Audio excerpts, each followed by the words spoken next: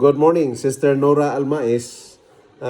Naka-influence ako ang maigsoon nga mag 2 meals a day ko. So ika 3 days na nako nga nag 2 meals a day ko. Nakita yung gamay gud akong tiyan.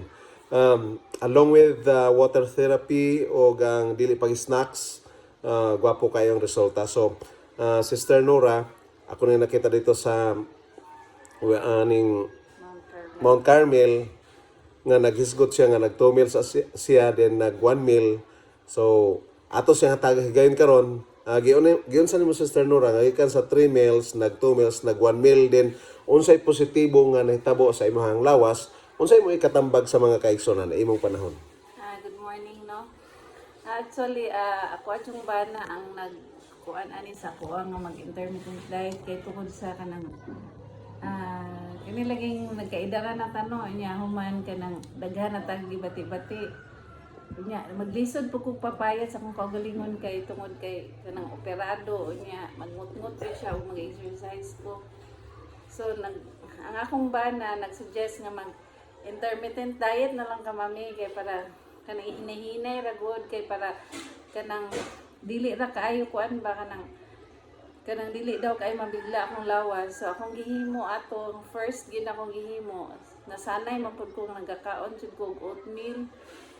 So para dili jud mabigla akong lawas gihimo sana ako 2 meals a day. Wala gid ko ni bigla actually ang intermittent diet man gud. Unsang orasa? Ang count sa 2 meals na. Murag gikuan sa nako nga kanang maka-rest akong tiyan og 15 hours kay supposed to be dapat 18 hours dili gid nimo papahuayon nimo imong tiyan nga wala jud kay kaunon. At 18 hours 18 hours. Pero akong gihimo para dili jud mabigla ang atong lawas, gihimo sa nako 15 hours. So murag kanang mukaon ko sa morning pero kanang mga oatmeal lang gyud kanang dili gyud kanang heavy nga pagkaon. Nya kanang una to mukaon sa ako oatmeal sa morning nya dayon water na dayon. Nya pagkahuman pagka-lunch mukaon jud ko unsay gusto na kong kaonon. Kanang kumbaga i-full din ni imong tummy ba mukaon kag kung ikumpleto lang ni imong pagkaon kay para imong lawas po dili pod balance ang iyang for example mapayat ka dili pod pangit nga. So na ang budget kompleto na ay go grow glow. Yes, so dapat na may prutas so ban pa. So naay carbohydrates natay kanang sa pero dili gud ingon nga sobra gyud kay kabalo man ta nga tanang sobra makadaot sa lawas. So so dapat dili gid pud nato iwala ang vegetable o fruits sa atong diet. Then pagkahapon ang gitry gyud nako mukaon pa ko og alas 3. Ang pinakauna gid nako gihimo ani. So alas 3 so 3, 4, 5, 6, 7, 8, 9, 10 11, 12, so 1, 2, 3, 4, 5, 6. So, 6 o'clock, dito na po pumukuan. 15 hours raman. Bali 15 hours. So, dito na po mag-oatmeal. Mag-oatmeal ko og buan kanang. Pero mo inom sa ako og kanang before ko mag-oatmeal mo inagainom jud ko og warm water. Hangtod na abot jud ko og kanang kuan mga kaigsonan na abot ko nakaya na nako ang 1 meal. Nga kaisa na lang jud ko mukaon. So, start ko mukaon ko actually alas 9 sa morning. So mao na to akong kaon. Nya mag-water na dayon ko ato pagkahuman lunch dili na ko mukaon. Kay 9, 10 usahay man pud kay makalimot ko sa oras 10 ako makakaon. Usahay 11 na pero ang kakuan na to kaisa na lang jud ko mukaon. Pero ang nahitabo gid sa akong lawas no kay kanang Wapong resulta. kanang kuan kanang nawala akong allergy niya kanang di nawala tong katong dati manggod usahay kanang sayo sa buntag sakit yapak akong tiil niya kanang murag pag naana ta sa mag-edad tag mga 40s mga nana naman siguro no daghan tag bati-bation ingon ana pud ako ang mga kaigsuonan niya kanang kuan kanang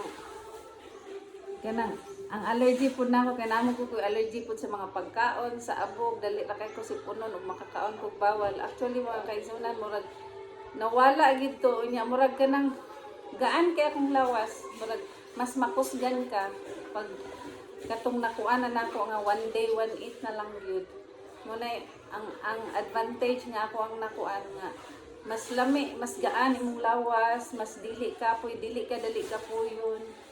So mao na ako ang na obserbaran nga advantage nga nag 1 meal na lang yun ko. So unsa imong padasig? So akong padasig sa mga kaigsunan no nga kanang labi na sa mga kapwa Adventist nga naglisod og kanang diet kanang healthy gusto gyud og kanang healthy diet o mawala-wala na mga gipagbati-bati kanang actually dili gyud na tinuod nang mapasmot na nga dili ta kakaon.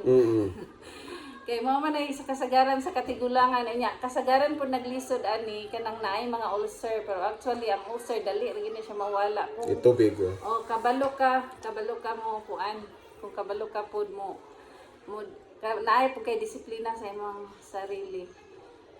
So mao gyud na akong kaistorya nga kanang 1D 18 gyud mas kusgan ka mas healthy ang imong kuan. Okay, so gapo no. Nag-try na ko maigsoon, ika-3 days na nako karon. Naka 15 hours ako ang kuan adisir ko nagkaon so alas 9 ko na nagkaon.